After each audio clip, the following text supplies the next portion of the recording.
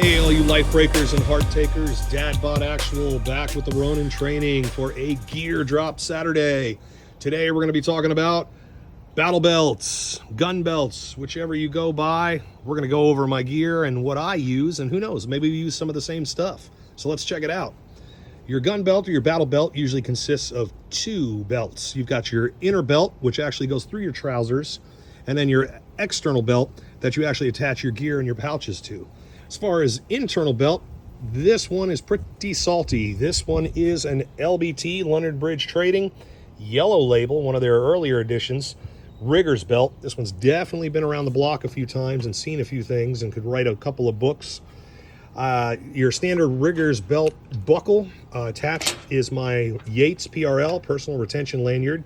These are for if we are working along a helo platform or any place elevated that you want to latch off to so you don't fall to your doom. That's pretty much it for your internal belt. External, we'll start from right to left.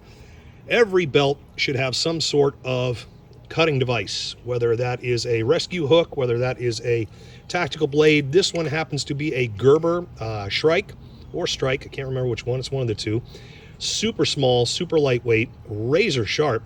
I like it small because it's easy to tuck away and it's still large enough for me to use it for how I want to use it. If I needed it for a self-defense scenario, it could absolutely be applied that way. Or if I've got to cut my way in or cut my way out of a situation, it's small, it's nimble. It's not like some big Jim Bowie knife I've got hanging off my belt that weighs 10 pounds and takes up 4 rows of PALS webbing on there. So it's small, lightweight, easy to get. I keep mine horizontally mounted, so it's super easy to reach and pull that bad boy out and go to work with it. Next, we've got probably our most important piece of gear, which is our holster. I've got a Glock 19 currently. I'm running a Trijicon red dot on there, and this is the Safariland 6354 retention holster. These guys are pretty much the standard use holster out there for anybody running an RDO, a red dot optic on their pistol, whether it's a Glock, whether it's a SIG, HK, what have you. They are made of super sturdy Kydex, and this one happens to be wrapped in multicam, almost like denim-like material. It is set up to run a handgun with a tactical light on it. And as you can see right up here up top, it's got the hood room for the red dot optic. Now this is a retention holster. I wear mine on my belt as opposed to in a drop style. I do use the leg strap that runs real high up in the crease of my leg and my crotch to keep this bad boy secured to my side. It's got a release on the inside here that you hit, and the pistol simply comes out. Once it slides in, hear that lock in place, and now it's not going anywhere. Fantastic for when you've got to transition to your secondary and the handgun can be literally dropped back into this holster and it automatically locks. You don't have to worry about any bells, buttons, or whistles. That is secure, and you can go back to work with your primary weapon. Next up, got the trusty CAT tourniquet, TQ, in case anybody's wondering. Got it wrapped and ready to go on the inside. I believe that is a TYR Tactical tourniquet pouch, TYR, TYR Tactical.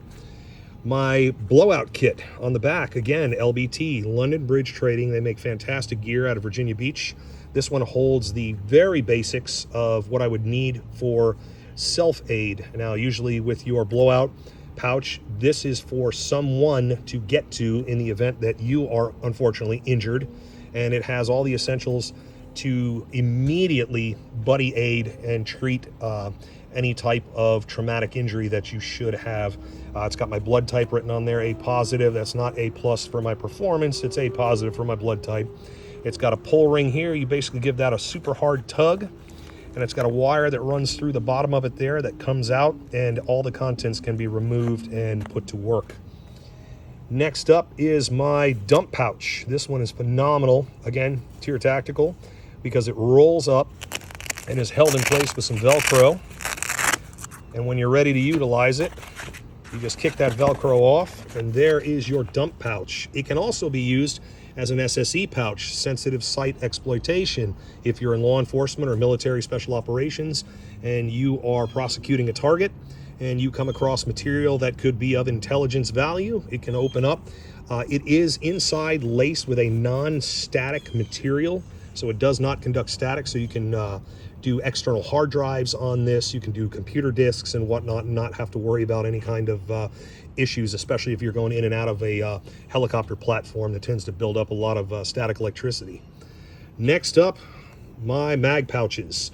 These guys are absolutely phenomenal. They are S-Attack. They are rigid, which means on the inside, I'll show you here, I'll pull this magazine out, set that to the side. Inside of the pouch is solid Kydex. It keeps the pouch open so I can put magazines in and magazines out. Leaves it rigid, keeps its shape, super easy for employing your magazines. I carry a single magazine for my rifle and your usual 2 for handgun. I don't like to carry a ton of equipment on my belt. I like as little as possible to accomplish the mission. I know some guys have all kinds of pouches and pouches on top of pouches. This one happens to have some Powell's webbing on there. You could attach some other stuff to, which again, I choose not to. I try to keep it as low profile as possible. The internal belt goes in the external belt by means of Velcro, and then it attaches up front with a Cobra buckle, which is super easy. Basically snaps in there and locks in place. Extremely sturdy platform. The external belt, again, Tier Tactical, just a company I've used their gear for quite some time. They make phenomenal gear. And that's about it for the Battle Belt. Super simple. It's got everything I need on there to accomplish my immediate goal, whether I'm on the range or whether I'm downrange making some moves on behalf of our citizens there. And that's about it. Check us out at www.theronintraining.com and tune in again for another gear drop weekend when we drop some more about some of the equipment that gets us through our day. Have a great day, guys, and we will see you on the range.